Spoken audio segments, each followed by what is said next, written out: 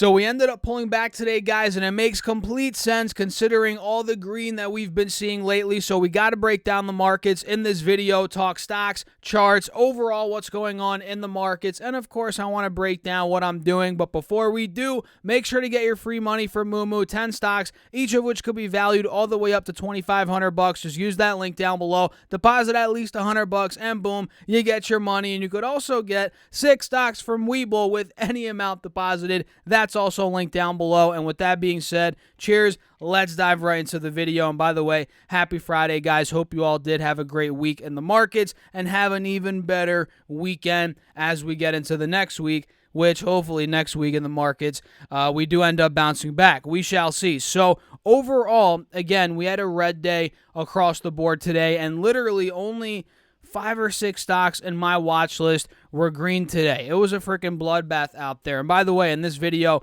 we also got to break down Twitter earnings, American Express, Verizon, and a couple of other stocks. So make sure you do stick on throughout the video. So we talked about this in my previous video, how we broke to 400 on SPY, and that was in the morning, and Triple Q hit, I think, roughly, 308 this morning. And we've been selling off. We sold off since pretty much that morning high. I mean, it was red throughout the entire day after pretty much 10 a.m. on the East Coast, and that red accelerated all the way up until roughly 2:30, 2:45 on the East Coast. You guys can see at that point, Triple Q hit 300, then it started to reverse, and SPY hit, and this was at, where was it? 392, about 2:30, 2:45 p.m. on the East Coast. It hit 392. It reversed all the way to about 395 heading into the close. And this is very significant because what did I say in the last video, guys? What did I say? 392 to 393 on SPY is a big level of support. We held that. Look, just like I said, we held that.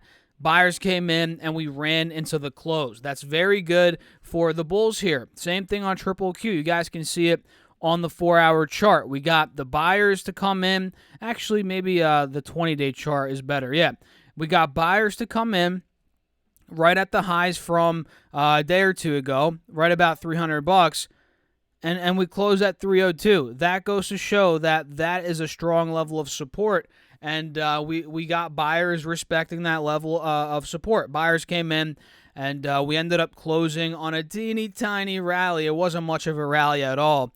But I mean, I guess you can say Triple Q did swing about $2 into the close, up 0.6%, and SPY went, where was it? About 392, up to about 395. It ran up 0.5% in the last hour and a half. So I guess that was a decent rally heading into close. And for next week, guys, what I'm going to be watching is right around 390 on SPY and roughly on Triple Q, $300, right? If these levels, if we get more buying pressure at these points, we might continue this breakout. But if we do see Triple Q break under 300, expect 292 to 295 after that on the downside. And if SPY breaks under, let's say 392, 390, expect mid 380s, lower 380s even in the short term. So yeah, those are some quick thoughts on the markets. Let me know your thoughts, as always, in the comments down below, guys. Let me actually get some coffee. Cheers, by the way.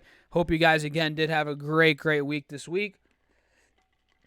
Well, I guess Snapchat, if you hold Snapchat, it wasn't that great of a week. But other than Snapchat, it's been a decent week so far.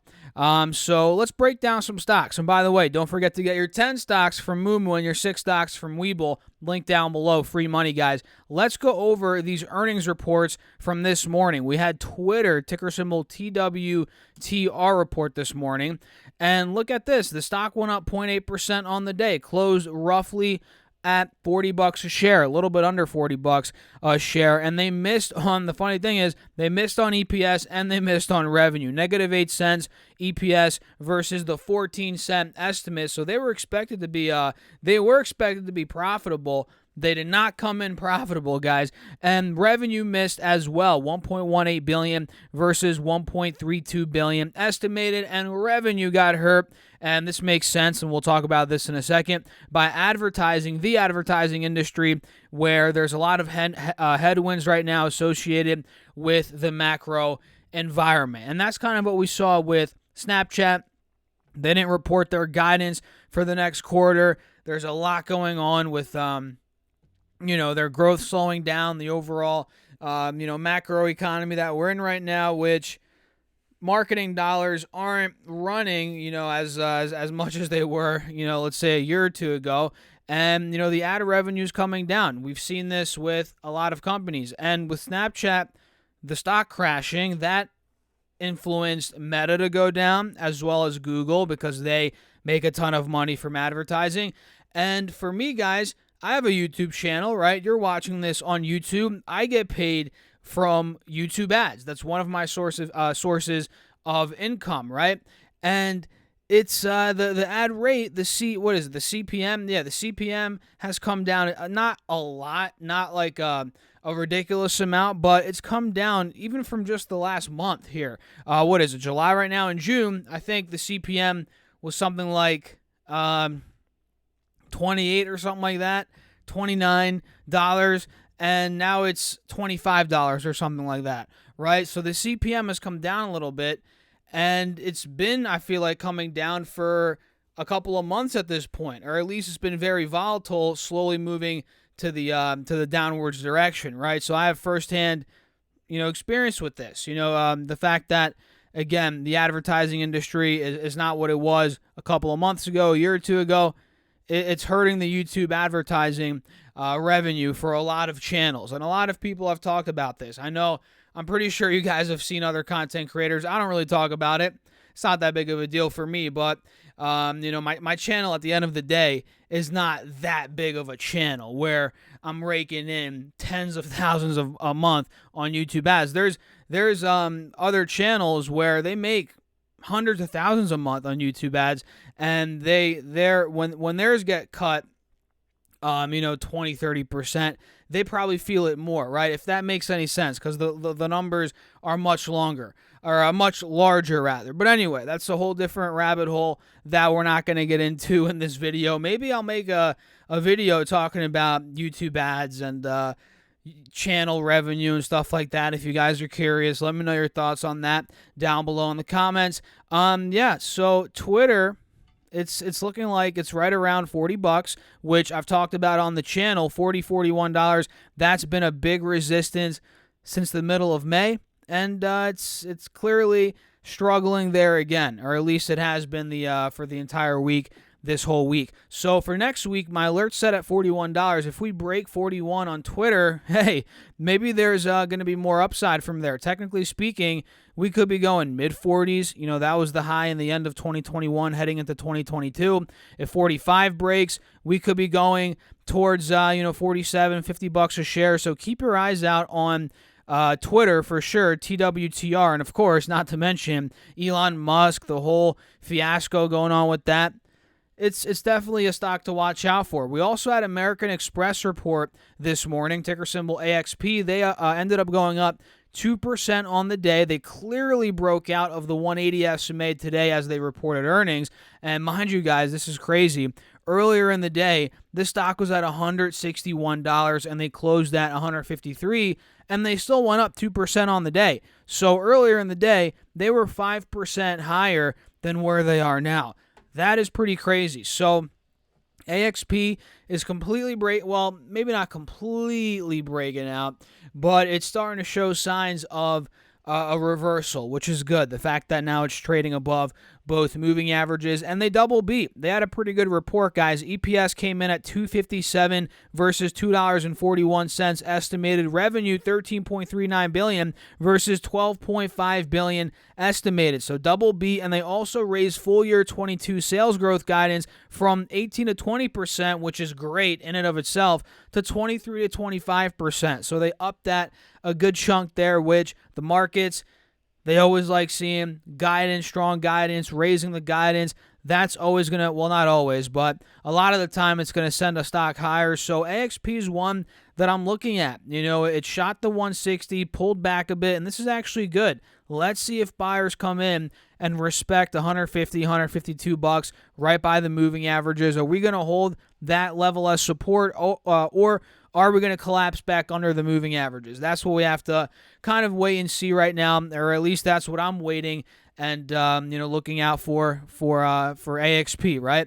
So the next one is Verizon, ticker symbol VZ. Let's pull it up. This one, oh man, did not do well. 6.7% red day for Verizon, $1.31 adjusted EPS versus $1.32 estimated on revenue of $33.8 billion versus $33.77 billion estimated. So they barely missed adjusted EPS, and they barely beat on revenue, and they lowered their full-year guidance. They now see wireless service revenue growth of 8.5% to 9.5% versus the prior 9 to 10%. That's a slight reduction in guidance, but still, they lower the guidance, and when people see that headline, they don't like it. So Verizon is completely collapsing, kind of like AT&T did. AT&T went down 3% today and has been down from $21 just a couple of days ago. So this thing's getting destroyed, and quite frankly, guys, I'm not looking to buy either of these stocks. I'm just covering them because they reported earnings, and they're pretty volatile as of late. But Verizon, as a long-term investment, quite honestly, it's not my cup of tea right now. Maybe if you like a quote-unquote safer dividend-paying company, all right, maybe that's for you. But for me, I don't want it right now.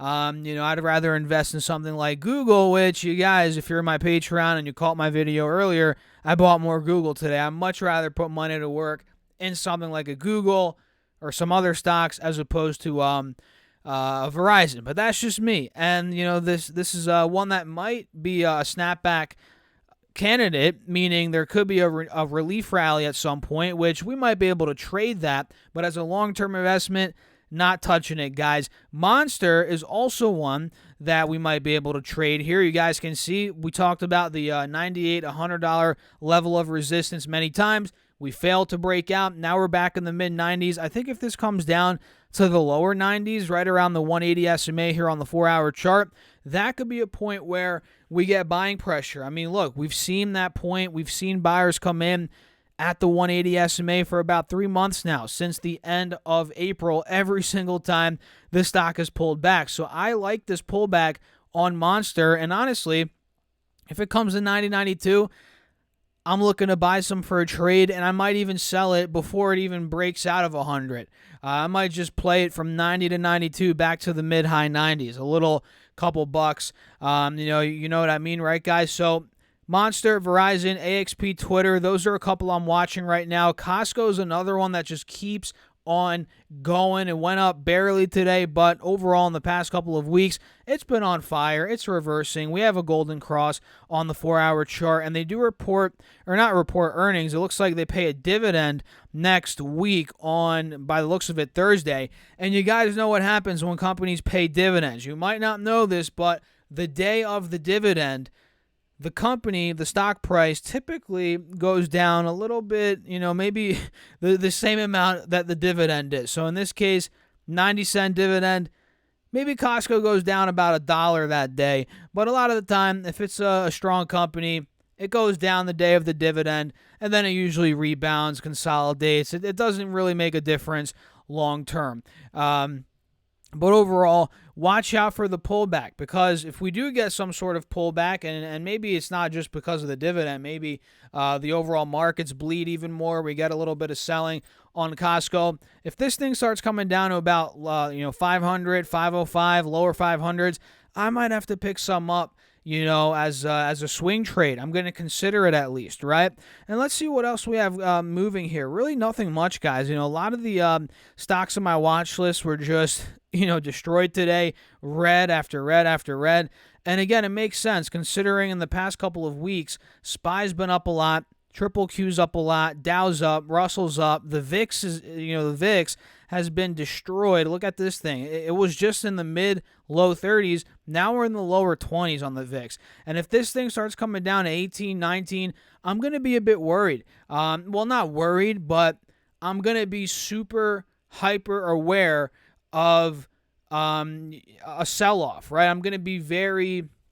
What am I trying to say here? If we get down to the 18, 19 level on the VIX, I'm just going to be watching out for a potential pullback at that point. Just considering how the VIX has moved over the past couple of months. So in that case, I'm going to be watching something like an SQQQ, which is now down a massive amount. We're talking 35% in the past couple of weeks, from 68 now to the mid 40s. This is going to be something I'm considering. I'm going to consider even now, honestly, even now, guys, I'm looking at it, as a tool to make money on the downside of the market. Something like SPXS as well. And if you guys don't know, SQQQ goes up whenever the NASDAQ 100 goes down, and it's a 3x leverage, the bear leveraged ETF. And SPXS is the same thing, but it tracks the S&P 500, right? So with that being said, I'm not going to keep the video or make the video too long. We're already in here about 16 minutes. If you guys found value, hit that like button. Let me know your thoughts in the comments. I appreciate you all. As always, make sure to check out my Patreon as well. That's linked down below. If you guys want to join, you get all my buys, sells, call-outs, morning videos, more access to me throughout the day. And you could also get your 10 free stocks for a moo with a $100 deposit. Each of those could be valued up to $2,500. And do not forget to also get your 6 stocks from Webull with any amount deposited. All those free stocks, the links are down below. And just know, guys, all those links, they help out the channel, and I appreciate you guys. Without you supporting the channel, watching, hitting the like button, doing all that good stuff, this would not be possible. So cheers to you. I'll catch you all in the next video. Have a great weekend. See you guys later. Peace out.